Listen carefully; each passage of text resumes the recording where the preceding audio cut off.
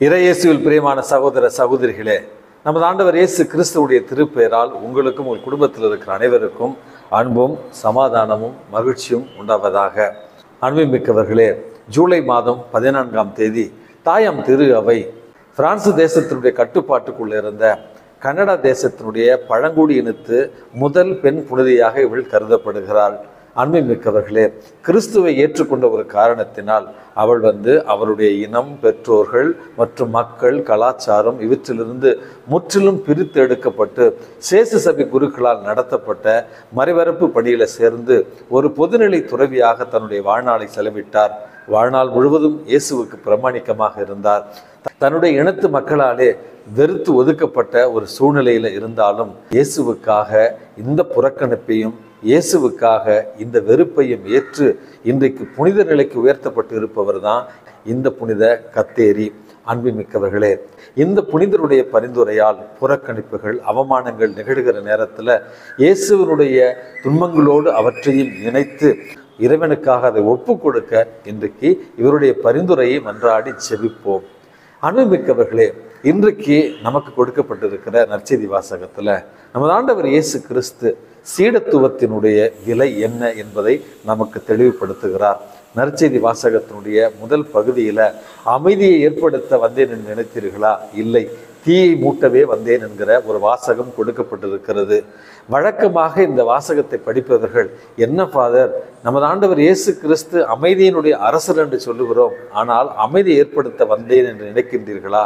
நான் தீயை மூட்ட வந்தேன், பிளவை ஏற்படுத்த வந்தேன் என்று சொல்லுகிறாரே, அதற்கான விளக்கம் என்ன என்று ஒரு சிலர் நம்மிடம் கேட்கலாம். அன்புமிக்கவர்களே, இன்றைய புனித கத்தேரி அவர்களுடைய வாழ்வே இந்த நற்செய்தி வாசகத்திற்கான விளக்கம். இயேசுவை ஏற்றுக்கொண்டதால், உண்மையை அறிந்து கொண்டதால் அந்த உண்மையின்படி தன்னுடைய வாழ்வை வாழ வேண்டும் என்று நினைத்ததால் அந்த புனித கத்தேரி சொந்த இனத்திலிருந்தும் குடும்பத்திலிருந்தும் புறக்கணிக்கப்பட்டார். அவருடைய பெற்றோர்களாலே வெறுக்கப்பட்டார் என்பதுதான் வரலாற்று உண்மை. இதைத்தான் நமது ஆண்டவர் இயேசு கிறிஸ்து சொல்லுகிறார். அவரை உண்மை சீடத்துவத்தோடு நாம் ஏற்றுக்கொள்கிற நேரத்தில், அவரை உண்மை கடவுளாக வழிபட நம்ம முயற்சிக்கிற நேரத்தில் நம்முடைய குடும்பங்களில் இருந்து நமக்கு எதிர்ப்பு கிளம்பும். ஆகவே உண்மைக்கு சான்று பகர்கிற உங்களால் அந்த குடும்பத்தில் பிளவு ஏற்படும் அப்படிங்கிற முதல் செய்தியைத்தான் இன்றைக்கு இறைவன் நமக்கு தருகிறார். இரண்டாவது ஒரு செய்தியாக, அன்புமிக்கவர்களே, குடும்ப உறவுகளை தாண்டிய பிரமாணிக்கம் நமது ஆண்டவர் இயேசு கிறிஸ்துவின் மீது இருக்க வேண்டும் என்பதையும் இந்த நற்செய்தி வாசகம் இரண்டாவது ஒரு செய்தியாக தருகிறது. குடும்பங்களையும் உறவுகளையும் தாண்டிய ஒரு பேரன்பு நம்முடைய ஆண்டவர் மீது நமக்கு இருந்தால் அதுதான் உண்மையான சீடத்துவம் என்பதையும் இன்றைக்கு நம்ம புரிந்து கொள்ள வேண்டும். எங்களுடைய சலேசிய சபையில் விடிபிஸ் என்று சொல்வார்கள், அதாவது வாலண்டியர்ஸ் ஆஃப் டான் பாஸ்கோ. அதில் இருக்கிற ஒரு சகோதரி பிறப்பால் வேற்று மதத்தவராக இருந்தாலும் இயேசுவை அறிந்து கொண்ட பிறகு இயேசுவுக்காக வாழ தன்னுடைய வாழ்வை இன்றைக்கு அர்ப்பணித்திருக்கிறார்.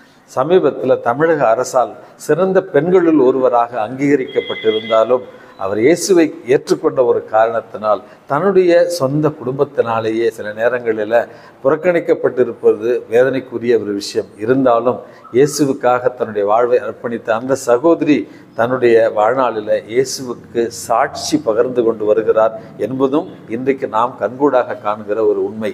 இப்படி பலரை நான் உதாரணமாக சொல்லலாம். இயேசுவை தேர்ந்து கொண்ட ஒரு காரணத்தினால் குடும்பத்தில் புறக்கணிப்பை ஏற்றுக்கொண்டவர்கள், இயேசுவை குடும்பத்தினருக்கு மேலாக அன்பு செய்வதால் அதற்காக அவர்கள் ஏற்றுக்கொள்கிற அவமானங்கள், இவற்றைத்தான் நமது ஆண்டவர் இயேசு கிறிஸ்து இன்றைக்கு சீடத்துவத்தின் விலையாக சொல்லுகிறார். கடைசி ஒரு முக்கியமான ஒரு கருத்தாக, சீடத்துவம் என்பது நம்முடைய சிலுவைகளை ஏற்றுக்கொண்டு அவரை பின்தொடர்வது. இந்த துன்பகரமான உலகில் துன்பங்கள் இருக்கும், வேதனைகள் இருக்கும், எதிர்ப்புகள் இருக்கும், புறக்கணிப்புகள் இருக்கும், அவமானங்கள் இருக்கும். இவற்றையெல்லாம் சிலுவைகளாக ஏற்று பின்பற்றுகிறவரே இயேசுவினுடைய உண்மையான சீடர் என்பதையும் நமது ஆண்டவர் இயேசு கிறிஸ்து இன்றைக்கு நமக்கு உறக்க சொல்லுகிறார். ஆகவே அன்புமிக்கவர்களே, இயேசுவை ஏற்றுக்கொள்வது என்பது மகிழ்ச்சியான ஒரு வாழ்வை வாழ்வதல்ல. ஆனால் அதே நேரத்தில் துன்பங்களும் துயரங்களும் வேதனைகளும் வருகிற நேரத்தில் இயேசுவின் துணை கொண்டு உண்மையான சீடத்துவத்தில் அவற்றை ஏற்று வாழ்க்கையில் வெற்றி பெறுவது தான் உண்மையான சீடத்துவம். ஆகவே துன்பங்கள் வருகிற நேரத்தில் துவண்டு போய்விடாமல் இயேசுவுக்காக அவற்றை ஏற்று இயேசுவில் வெற்றி கொள்ள முயற்சி செய்வோம். எல்லாம் வல்ல இறைவன், தந்தை, மகன், தூய ஆவி உங்களையும் உங்கள் குடும்பத்தில் இருக்கிற அனைவரையும் நிறைவாக ஆசீர்வதித்து பாதுகாத்து வழி நடத்துவாராக. ஆமென்.